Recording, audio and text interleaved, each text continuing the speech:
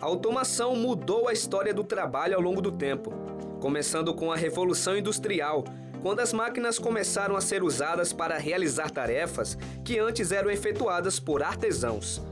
Isso aumentou a produção, mas causou deslocamento dos trabalhadores. A tecnologia não parou de evoluir, com a chegada de automóveis, telefones, computadores e, mais recentemente, com robôs e inteligência artificial. Vivemos uma constante revolução no mundo do trabalho. Enquanto alguns empregos são substituídos, novas oportunidades surgem, como na área da saúde. São profissões muito ligadas, por exemplo, à área de saúde, no sentido de, por exemplo, profissionais de educação física estão ligados também à saúde, né? Profissionais ligados à fisioterapia, profissionais ligados à questão psicólogo, psiquiatra. Então, todos os profissionais eles fazem parte desse universo da saúde. Por exemplo, pessoas que cuidam de pessoas idosas, todo esse universo ele faz parte desse mundo da saúde. E isso é uma área que tende a crescer. Um estudo recente mostra que cerca de 300 milhões de empregos no mundo serão afetados pela inteligência artificial. Isso exige competências que o profissional precisa adquirir para se adequar às mudanças, já que no futuro ele pode até ter uma máquina inteligente como colega de trabalho.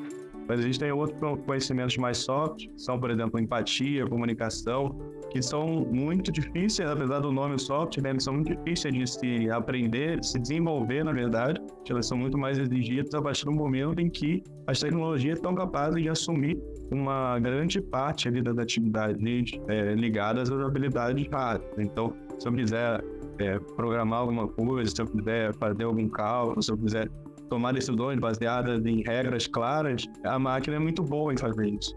Segundo especialistas, com as alterações no mundo do trabalho, escolas e universidades precisam formar profissionais que sejam habilitados para esse novo mercado de trabalho, que se apresenta com novas tecnologias. Rebeca é estudante de psicologia e percebeu mudanças na sua área, como uma terapia online que veio para ficar, para auxiliar sua profissão. Mas ela afirma que nada substitui o contato pessoal com o paciente. Nessa semana passada, agora, eu estava conversando com um amigo meu e ele me disse que ele estava fazendo terapia pelo ChatGPT.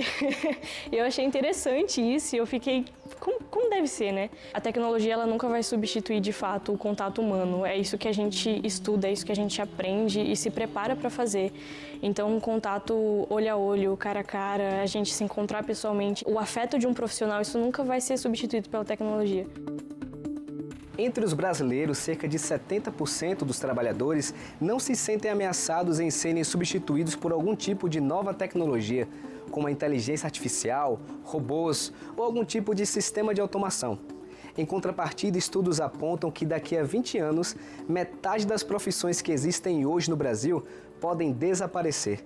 Esses são impactos de uma era onde praticamente tudo, incluindo livros, estão sendo migrados para o digital. Pesquisadores do Laboratório do Futuro da Universidade Federal do Rio de Janeiro projetam a criação de um órgão avaliador que seja capaz de pensar no impacto das tecnologias para a sociedade e, com isso, criar políticas públicas para regulamentar o uso e, principalmente, garantir o acesso às novas tecnologias. Se elas crescem e não têm a oportunidade de acessar essas tecnologias, se elas não conhecem, então existe uma parcela da população que está todo o tempo sendo excluída dessa revolução industrial que a gente está comentando aqui. Então, se você pega um país de 80% para fora do jogo, né, você só está trabalhando com uma parcela pequena da população. A adaptação às novas tecnologias nem sempre é fácil. Neumar é professor há mais de 32 anos e lembra da dificuldade que passou quando um computador chegou no seu trabalho. Mas ele persistiu para aprender a usar. Eu vi aquele computador, para mim era como um ser extraterrestre, né? E eu nem chegava perto daquele computador, né? E me sentia bastante confortável usando a máquina de escrever, né? Mas, por questões administrativas, né, a gente teve que aprender a usar o computador para a gente poder registrar as notas, né? Passei a digitalizar tudo, né? E usar o computador. Então isso aí foi uma grande revolução. Aí eu passava a interagir mais com eles, né? E a entregar os conteúdos de uma maneira mais dinâmica e mais eficiente, né? Por exemplo, com o uso de PowerPoint, né?